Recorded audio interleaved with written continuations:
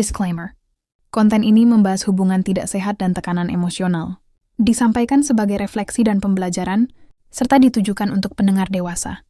Jika kamu merasa tidak nyaman dengan tema ini, silakan hentikan mendengarkan. Beberapa bagian cerita telah disesuaikan demi kenyamanan pendengar. Dalam perjalanan pulang ke apartemen, aku diam saja, menatap keluar jendela, masih berusaha memproses semuanya. Bahasa Indonesiaku belum lancar. Aku baru pindah. Dan sebagian besar waktu aku memilih diam karena takut salah bicara. Ia menatapku sejenak lalu berkata, "Aku tahu bahasa Indonesiamu belum terlalu bagus, tapi kamu harus belajar buat lebih bisa berkomunikasi. Hubungan cuma bisa jalan kalau kalian saling bicara." Kata-katanya terasa berat. Aku sudah cukup canggung dan ragu pada diri sendiri, dan sekarang seolah aku gagal dalam sesuatu yang bahkan belum benar-benar kumulai. Aku tersenyum lemah, tapi di dalam rasanya perih, seperti aku sudah gagal menjadi cukup. Ia menatap wajahku dan tersenyum miring. "Jangan tegang, ayo kasih aku ciuman." Ia menepuk pipinya menunggu. Aku condong dan mencium pipinya ringan, masih kikuk, masih mencoba memahami apa artinya tiba-tiba punya pacar. Lalu ia menggulung lengan kaosnya, menunjuk bagian atas lengannya. "Sekarang kamu sudah jadi pacarku. Kamu harus tahu apa yang aku suka." Aku geli di sini. "Kalau kamu cium di sini, aku suka banget," katanya. Lalu menambahkan dengan senyum licik, "Apalagi kalau kamu jilat." Aku mengangguk dan tersenyum tipis, tapi tidak bergerak. Aku tertawa kecil dengan gugup, berharap itu cukup. Untungnya mobil mulai melambat ketika kami hampir tiba di apartemen. Kepalaku berdenyut. Dadaku menegang, seperti tubuhku tahu sesuatu yang pikiranku belum mengerti. Aku bilang pada diri sendiri, ini cuma karena hari yang panjang, lampu dan kebisingan, tapi jauh di dalam, ada sesuatu yang membuatku gelisah. Di dalam apartemen, ia jadi lebih berani. Aku bilang pada mamaku kalau kepalaku pusing. Sebelum mamaku sempat menjawab, Bobby menyelip, berkata aku sebaiknya istirahat. Dan tepat di depan mamaku, ia menyuruhku berbaring dengan kepalaku di pangkuannya. Aku ragu. Aku belum pernah bersikap manja begitu di depan mamaku. Rasanya aneh, bahkan memalukan. Tapi ia memaksa, membelai rambutku perlahan seolah itu hal biasa. Suara televisi mengisi ruangan, cahaya lampu kuning membuat semuanya terasa hangat dan nyaris normal, dan mamaku berbicara pada kami seperti tak ada yang aneh. Ketika ia berdiri untuk pamit, ia mencium bibirku di depan mamaku. Singkat, tapi cukup membuatku tidak nyaman. Begitu pintu tertutup, rasa bersalah langsung datang. Aku tidak berani menatap mamaku. Ia menatapku dan bertanya, "Sebenarnya apa yang terjadi di sini?" Aku mengaku. Ia menembak aku. Kami sekarang pacaran. Reaksinya hampir datar. Sebuah senyum kecil, diikuti nasihat untuk tetap belajar. Aku merasa sedikit terkejut, bahkan kecewa.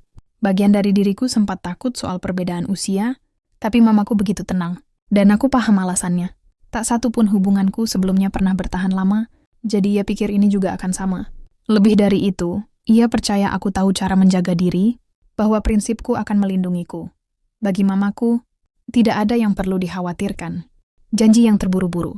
Di hari-hari awal itu, Bobby sudah mulai bertanya apakah suatu hari aku mau menikah dengannya. Aku tidak langsung menjawab, karena aku tidak pernah mau bicara soal selamanya, jika tidak benar-benar yakin. Bagiku, janji adalah hal sakral, bukan sesuatu yang diucapkan hanya untuk menyenangkan pacar. Saat ia melihat aku ragu, ia marah. "Kenapa harus mikir?" katanya tajam. Untuk menghindari pertengkaran, aku tersenyum dan menjawab, iya, tentu saja." Wajahnya langsung cerah, hampir seperti anak kecil. Lalu ia berkata, "Yai, aku janji suatu hari aku bakal nikahin kamu." Lalu ia menambahkan dengan senyum bangga, "Tapi kamu tahu kan, aku bukan tipe orang yang suka janji. Aku orang yang kasih bukti, bukan kata-kata." Waktu itu kedengarannya seperti lelucon, tidak serius dan tidak berbahaya. Aku hanya tersenyum kembali. Dalam hatiku, pernikahan masih terasa jauh. Aku baru 15 tahun, dan bagiku pernikahan adalah sesuatu yang terjadi di masa depan, mungkin saat aku berusia 30 tahun. Setelah aku bekerja, hidup, dan membangun diriku sendiri. Dan jujur saja, dengan jarak usia kami, aku bahkan tidak menganggap itu mungkin. Saat aku berusia 30, ia akan jauh lebih tua. Antara karier dan cemburu. Pekerjaan berjalan terus. Iklan yang kami bintangi awalnya hanya 3 episode yang direkam sekaligus. Tapi ketika promosi dimulai, Bobby memastikan semua orang tahu bahwa kami juga pasangan sungguhan. Pekerjaan kami sebenarnya hanya mempromosikan operator seluler di acara TV, tapi ia mengubah setiap penampilan menjadi ajang pamer kemesraan. Penonton menyukai ide tentang kisah cinta di balik layar. Antusiasmenya makin besar, dan klien akhirnya memutuskan untuk menambah 2 episode lagi. Sehari sebelum syuting lanjutan, aku punya pekerjaan lain, yaitu iklan parfum. Bobby ikut dan menunggu seharian. Studio penuh dengan aroma tajam buatan, udara manis yang menusuk hidung, dan lampu-lampu yang menyala terang saat aku berdiri di depan kamera. Aku kelelahan, tapi ia tidak pergi dan terus mengawasi. Di sela pengambilan gambar, sikapnya berubah. Aku punya adegan singkat dengan salah satu figuran, pria yang bahkan nyaris tidak kukenal, dan tiba-tiba ia marah. Ia menuduhku genit, padahal kami tidak bertukar kata selain senyum sopan. Setelah suasana tenang, ia malah mengejek pria itu dan bilang wajahnya mirip banci, seolah dengan begitu ia bisa merasa lebih baik. Saat semuanya berakhir, hari sudah hampir fajar. Langit masih gelap ketika ia mengantar kami ke lokasi syuting iklan berikutnya. Mama duduk di depan, sementara Jeremy di sebelahku di kursi belakang. Mereka berdua tertidur dengan cepat karena kelelahan. Mobilnya sedan biru tua, mesinnya berdengung halus, dan kursinya berbau kulit bercampur asap rokok. Bobby memutar lagu Alter Bridge berulang-ulang, band favoritnya. Ia begitu terobsesi sampai mengubah nama artisnya, agar punya marga yang sama dengan salah satu anggotanya, menghapus nama Tionghoa Indonesia yang ia miliki sejak lahir. Bagiku, itu agak konyol, seperti anak-anak di Facebook yang mengubah nama belakang mereka menjadi Bieber. Tapi baginya, itu keren. Ia suka memakai nama marga Italia. Katanya karena wajahnya lebih mirip orang barat daripada Tionghoa. Aku tidak tahu siapa yang membuatnya percaya begitu, tapi entah bagaimana ia sangat meyakininya. Aku berusaha tetap menemaninya mengobrol, tapi tubuhku terlalu lelah dan akhirnya aku tertidur. Meledak di lokasi syuting. Saat kami tiba, ia membangunkanku, wajahnya tegang. Ia tidak bicara apa-apa saat kami berjalan menuju ruang rias, lalu menarikku ke samping, karena ia tidak suka bertengkar di depan orang. Itu memalukan, katanya selalu. Nanti orang gosip. Ia tipe orang yang akan menertawakan pasangan lain jika mereka bertengkar di depan umum. Orang pertama yang akan membuat lelucon soal itu. Jadi ia menolak hal yang sama terjadi pada kami. Tapi dari kejauhan, aku tahu Mama sudah melihat ada yang tidak beres. Saat itulah ia meledak. Kamu bikin aku merasa kayak sopir. Gimana bisa kamu tidur sementara aku menyetir untukmu dan keluargamu? Kamu seharusnya memijatku, menciumku, berterima kasih, dan memberi semangat.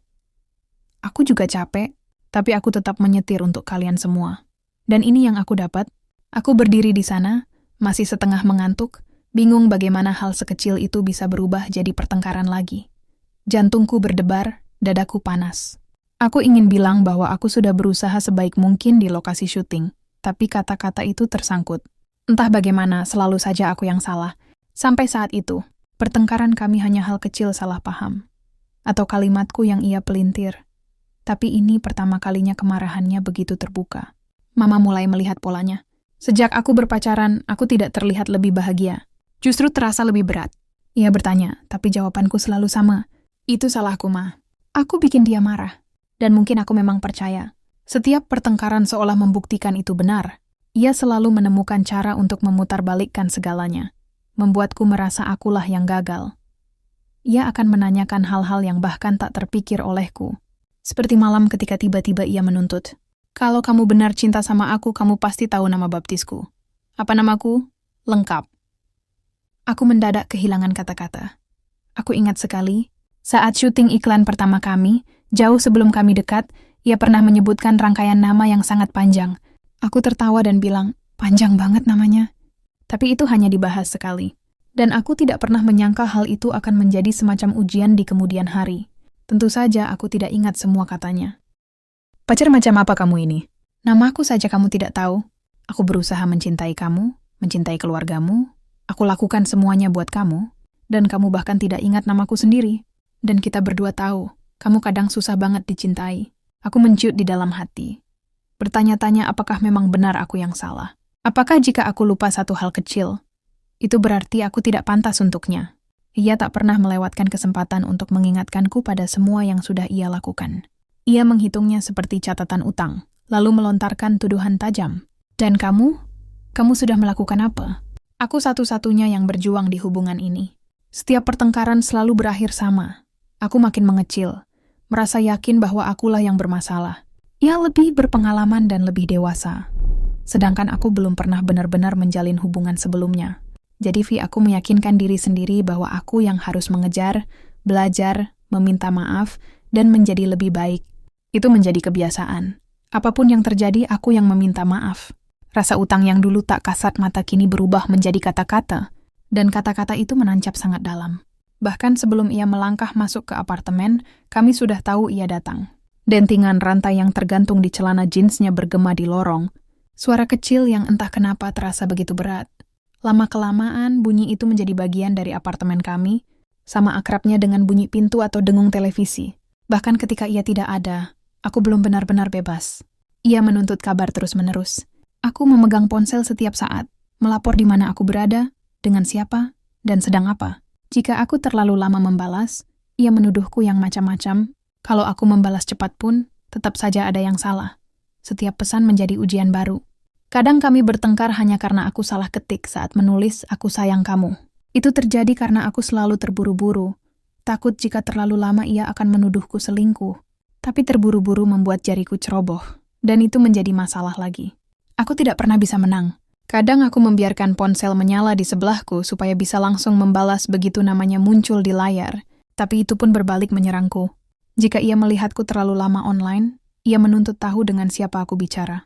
Ia bilangnya jika aku benar mencintainya, aku tak punya alasan untuk bicara dengan laki-laki lain. Akhirnya, ia memaksaku menghapus semua kontak laki-laki di BBM, BlackBerry Messenger, aplikasi yang dipakai semua orang waktu itu. Mama melihatnya. Bagaimana aku tegang, bagaimana aku menggenggam ponsel bahkan saat makan, dan bagaimana aku mondar-mandir tiap kali pesan masuk. Kadang ia menatapku dan mendesah, "Sudah, cukup." Tapi aku tak bisa berhenti. Tanganku gemetar saat mengetik. Suara notifikasi membuat perutku mual. Saat itu, aku mulai lebih takut pada Bobby daripada pada Mama. Padahal selama ini, Mama adalah orang yang paling takut aku kecewakan. Begitu ia melakukannya, aku sudah tahu apa yang akan terjadi setelahnya. Tanpa ponsel pun, aku tidak bisa fokus belajar. Angka-angka di buku tampak kabur. Pikiranku hanya berputar pada satu hal. Ini akan menjadi masalah besar. Dan aku benar. Saat ponselku kembali, layarnya penuh dengan puluhan panggilan tak terjawab, dan pesan yang nadanya semakin lama semakin marah. Tanganku gemetar saat memegangnya.